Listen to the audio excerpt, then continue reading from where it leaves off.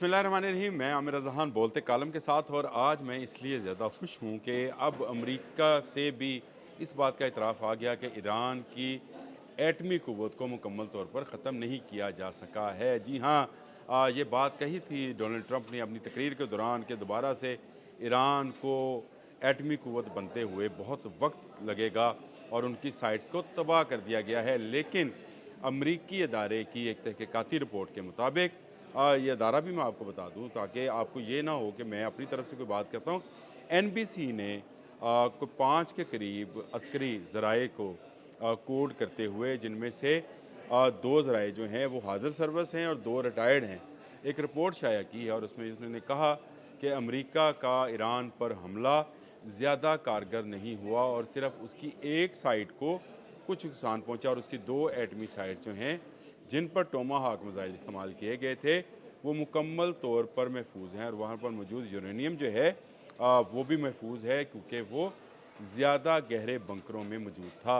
और ऐसे बंकरों में मौजूद था कि शायद जिस पर B-52 बम्बार का जो बम था, जिसको GB शायद कहते हैं, GB-57, वो भी असरअंदाज नहीं हो सकता था। और ये बात डोनाल्ड ट्रंप के इल्म में थी। इस रिपोर्ट के मुताबिक जो कहा गया है कि इन फौजी ज़राए ने इस बात का इंकशाफ किया कि बाइडन दौर में एक मंसूबा बनाया गया था कि ईरान के तमाम न्यूक्लियर पावर प्लांट्स पर लगातार हमले किए जाएं ताकि उसकी एटमी क़ुव्वत बनने की जो सलाहियत है उसको हमेशा हमेशा के लिए दफन कर दिया जाए। लेकिन ये मंसूबा रहा तो बाइडन हुकूमत का ख़ात्मा हो गया और ट्रंप आ गए। ट्रंप आने के बाद इस मंसूबे को मुकम्मल तौर पर रिजेक्ट कर दिया, और उनका ये कहना था कि इससे दोनों तरफ जो है बड़ी तबाही हो सकती है। यानी ट्रंप ये मान रहा था कि ईरान जो है एक न्यूक्लियर पावर है, और अगर उस पर हमला किया गया तो वो इस न्यूक्लियर पावर का इस्तेमाल इजराइल में कर सकता है, जिससे बड़ी तबाही, यानी दोनों तरफ तबाही का मतलब ये है कि दोनों ममालिक के बहुत सारे लोग जो हैं वो अपनी जान से जा सकते हैं।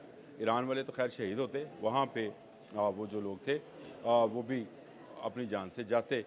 इसके बाद जो एनबीसी की रिपोर्ट है उसमें फ़ौजी ज़राए ने कहा कि अब की बार भी जब इसराइल को शिकस्त होने लगी, यानी इसराइल को ऊपर मिसाइल्स जो हैं वो गिरने लगे, उसका आयरन डोम जो है वो टूटने लगा, तो उसके बाद ये फ़ैसला हुआ कि कई हफ्तों तक जारी रखने वाला एक मंसूबा तैयार किया जाए जिसमें तमाम के तमाम ईरानी न्यूक्लियर पावर प्लांट्स जो कि 3 जगहों पर इंस्टॉल्ड हैं। इसमें अगर आप कहें तो फोरोद एक साइट है जिस पर B-52 बम्बार ने हमला किया था, जिसकी मैंने भी नतंज है, एक साइट ये है, और एक तीसरी साइट जो है इस्फहान है। इन 3 साइट्स पर लगातार कई हफ्तों तक हमला किया जाए ताकि इसके यूरेनियम की बिल्कुल ही अफसरदगी का ख़ात्मा कर दिया जाए।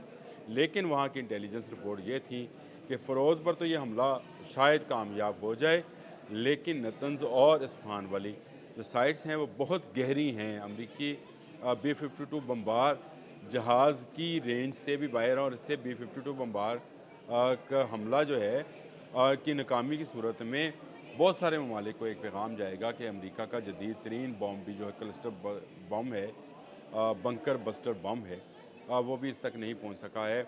इसलिए डोनाल्ड ट्रंप ने भी इस बार भी इस मंसूबे को रद्द कर दिया, और उनका ये कहना था कि इस तरह से बहुत ज़्यादा जानी नुकसान हो सकता है।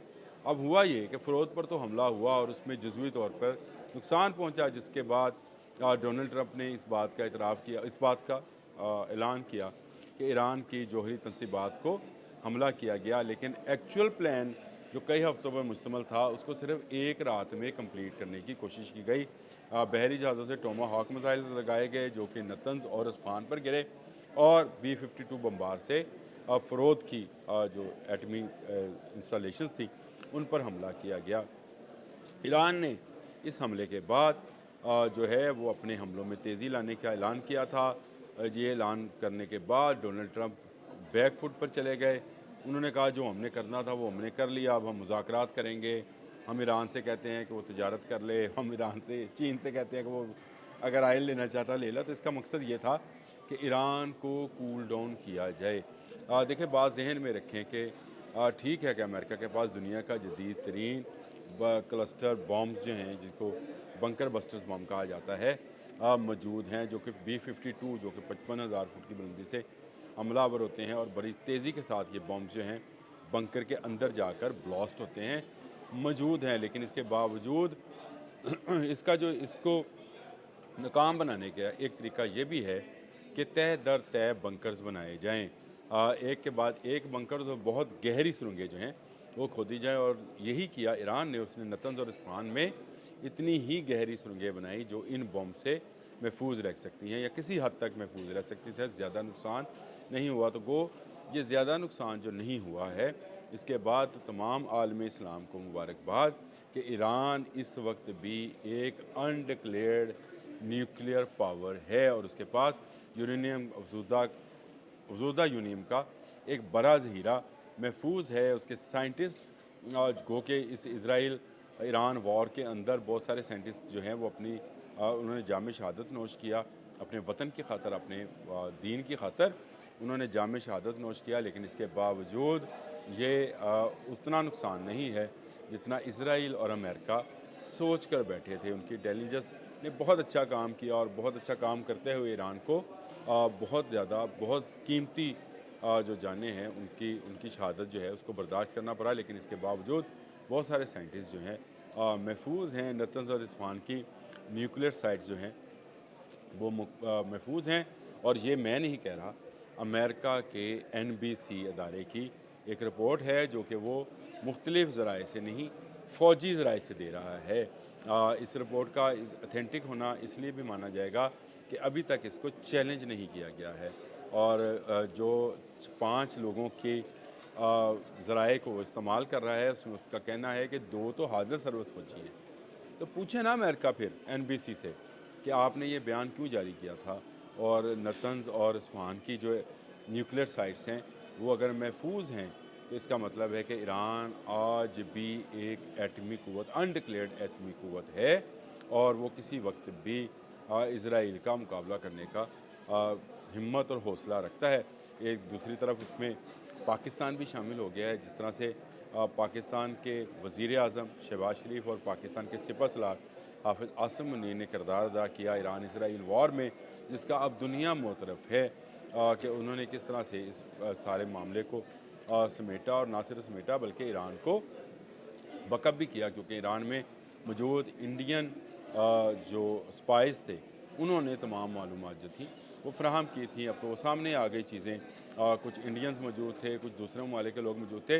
लेकिन अगर ईरान के साथ कोई मुल्क खड़ा था तो उसका हमसाया पाकिस्तान था और इससे पाकिस्तान और ईरान के तल्लुकात जो हैं वो मज़ीद गहरे हुए हैं। और पाकिस्तान एक डिक्लेयर्ड न्यूक्लियर पावर है और अब ईरान के साथ उसके हाथ मिलाने का मतलब ये है कि अब इस खित्ते में इसराइल के लिए ज़्यादा बड़े नुकसान के बायस बनने वाले 4-5 ममालिक मौजूद हैं, जिसमें चीन है जो कि डिक्लेयर्ड न्यूक्लियर पावर है, वीटो पावर रखता है, पाकिस्तान है डिक्लेयर्ड न्यूक्लियर पावर है, रशिया है जो वीटो पावर रखता है और न्यूक्लियर पावर है, और उसके बाद ईरान है।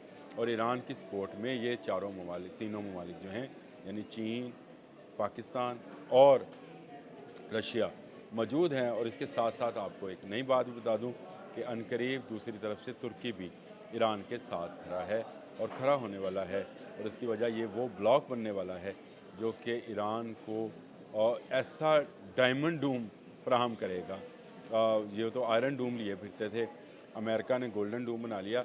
ईरान का डायमंड डूम जो है अब बन जाएगा और इस डायमंड डूम के अंदर ईरान एक डिक्लेयर्ड न्यूक्लियर पावर बहुत जल्द बनने वाली है। और इसका इतराफ़ NBC ने कर लिया कि ईरान को नुकसान जो पहुंचाया गया वो जुज़वी नुकसान है।